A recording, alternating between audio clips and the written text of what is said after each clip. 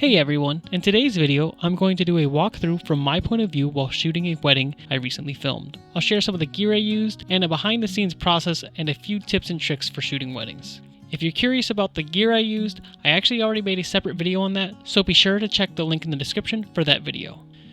This wedding was extra special because the couple are actually close friends of ours, and they hired both my wife and I to shoot both photo and video for the day, so even though there are two of us, we are essentially both doing solo shooting for the day. This wedding took place in Geneva, Illinois. It is about 50 minutes west of Chicago. We're based in Lansing, Michigan, and we have a policy of traveling the night before if it's more than a 2-hour drive, and we stay the night in a hotel. That way, we can avoid any rush hour traffic, especially when driving through busy cities like Chicago, or if we run into any car issues like a flat tire, and we can still be all set for the day. So we drove down the night before, and as expected, we ran into a lot of traffic, but we were still able to make it in time for the rehearsal dinner. On the wedding day, both the ceremony and reception were at the same location, which was Riverside Receptions, with the bride staying next door at a hotel, and a groom just a few minutes away at an Airbnb. The portrait location was about a 5-minute drive away, but we ended up running into construction, so we had to work with that. We left our hotel at around 9 a.m. and arrived at Riverside Reception to get started. We first met with the coordinator that was on site. We set up our tripods, flashes, and some lights, and took a few moments to scope out the venue. This location is a bit tricky because the ceremony is inside, but the couple love the background, so it's a bit challenging to expose due to the bright sunlight streaming in. I could have added some lights during the ceremony, but I opted against it because of the potential reflections from the glass and because of limited space to place them. We also use these white covers on our light stands and tripods. We just think it adds a little more of a nice touch to the overall look of the wedding setup. For the ceremony, I set up 3 tripods, one on each side of the room to capture the bride and groom, and a safety angle in the back. Since the reception is in the same location, I also set up 2 more tripods upstairs, and I also placed my lights for the dance floor. Setting up all these tripods now makes it much easier to go from the ceremony to the reception area without having to move the tripods, and I can just move the cameras, which makes things a lot easier, especially when there's not a whole lot of room. Once all that was set up, I grabbed my drone so I can capture some footage with my DJI Air 2S.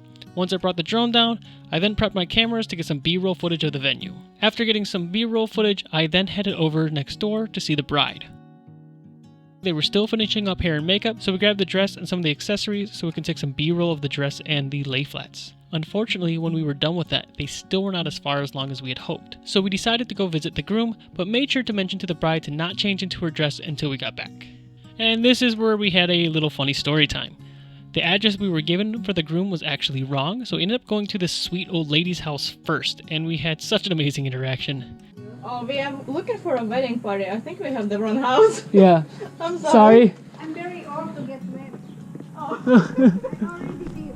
77. Oh.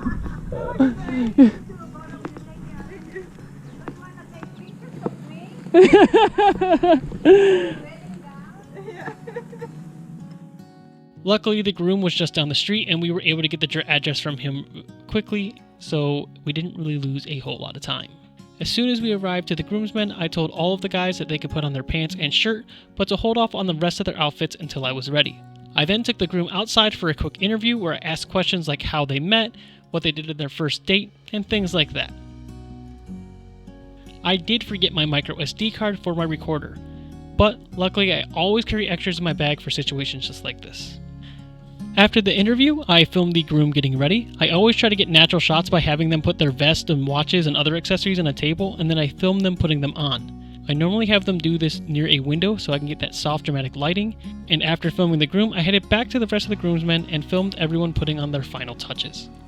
Once we were done with the groomsmen, we then headed back to the bridal suite. We filmed a quick interview with her, followed by some stage shots with the bridesmaids in their robes. Then I stepped out so the bride could put on her dress. My wife did stay in there, and she helped the bride put on her microphone and recorder while getting her dress on. And once it was clear, I came back into the room to get some close-up footage of the bridesmaid and mom finishing up those final touches on the dress. Once the dress was on, we then headed to the portrait location. Now for the portraits, they actually did rent a Japanese garden, and we kicked things off with the first look between the bride and her father.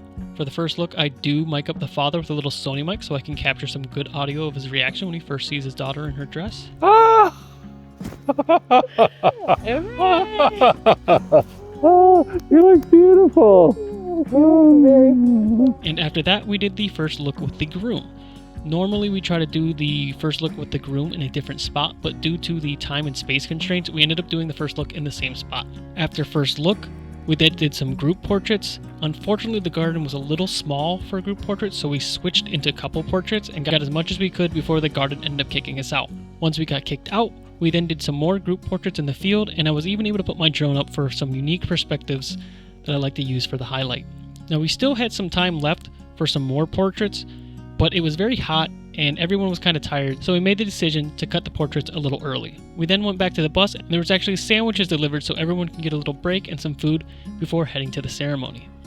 Once portraits were done, we headed back to Riverside Receptions for the ceremony, and I immediately went to set up all those cameras on those tripods that I placed earlier in the morning. I made sure that all my cameras were set to the proper settings, which I use 4K 24 frames a second, make sure I had my white balance set properly, and I actually use auto ISO and adjust my shutter speed accordingly. Then I also take a quick second to make sure that all the cameras are recording before we get started. The DJ was also present, so I plugged my F3 into his speaker, and I also had a backup microphone on his wireless microphone. Then I take one last check to make sure that all my cameras are recording, and I pull out my phone to make sure that the recorders for the bride and groom are also recording because I can control them straight from my phone.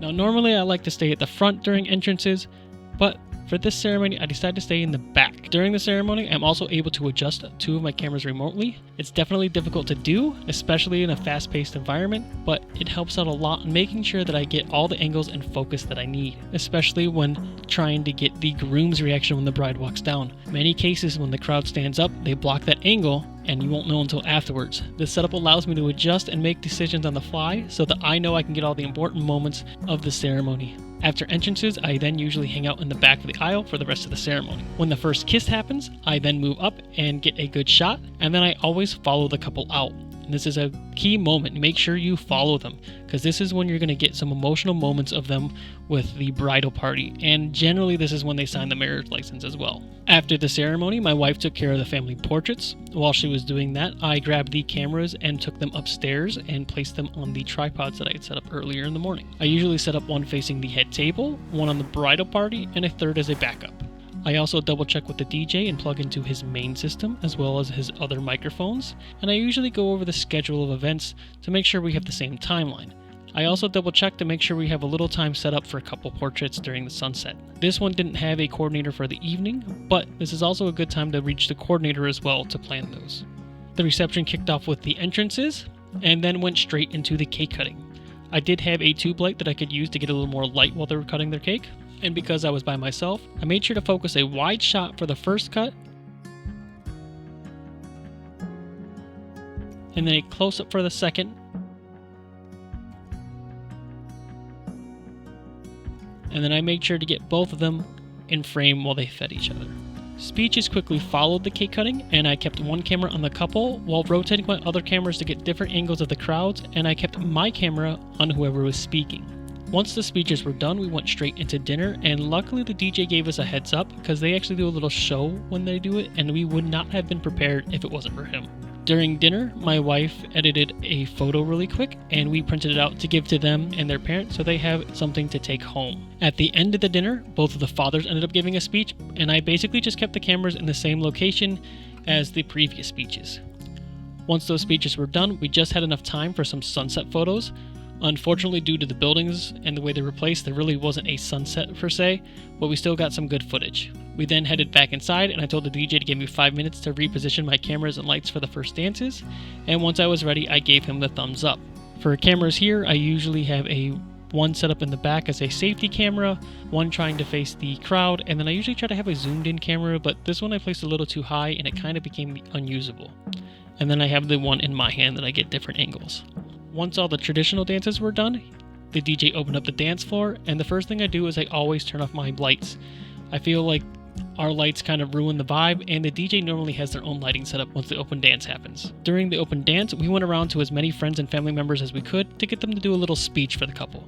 I also went outside and got some more late night footage of the reception area. As for the dance floor, I always try to feel out the crowd. If the vibe is good, I'll jump in with a wide angle lens and get into the action.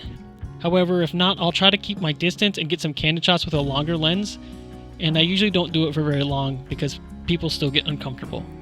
We did stay for the bouquet toss, but we'd already started packing up our gear, So I only had one light and one camera on during the bouquet toss, where I normally try to have both lights and 2 different camera angles, but we had to work with what we had. After the bouquet toss, we then packed up the rest of our gear, and we actually have a checklist on our Google Docs, and we make sure to double check that we have everything before leaving. It has saved us more than once on making sure we don't leave an expensive piece of gear behind. After packing everything up, we normally say goodbye to the couple. However, since these are friends of ours, we end up sticking around for the after party at the bar, but we didn't film any of that. The next morning, they did invite us to brunch, which was a great way to wrap up the weekend, and we ended up spending a little more time with the bridal party. So that's a wrap on this wedding. I hope you find this video helpful. If you want more wedding videography tips and behind the scenes content, don't forget to hit that subscribe button, and I will see you in the next video. Thanks for watching.